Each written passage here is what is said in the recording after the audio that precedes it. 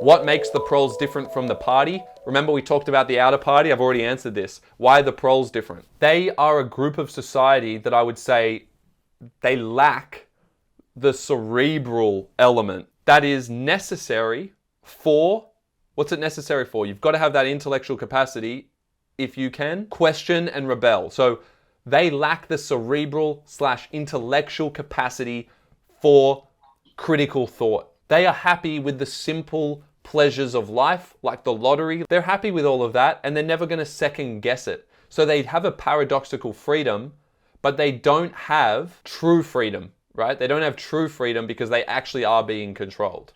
They're just not aware of it. They don't have a freedom of consciousness. What they have, though, I think this is the interesting thing. Really good point if you can make this in the essay.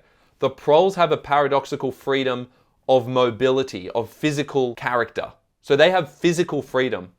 They can roam around and do whatever they want. They can sing even. Whereas the inner party don't have that physical freedom. But what do the inner party have that the Proles don't? What's the difference between the outer party?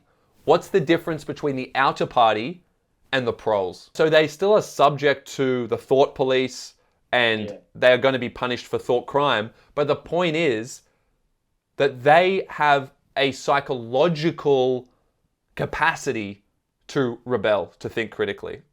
So you can say they have the intellectual part and then the Proles have the physical part. But you need to have both of those elements if you're going to rebel. If you're aware of what Big Brother's doing in oppressing you, which the outer party is because they're exposed to everything in the ministry, then they need to be more heavily surveyed. They need to be more heavily controlled because they're the ones who could generate the thought to actually rebel and go against what's happening.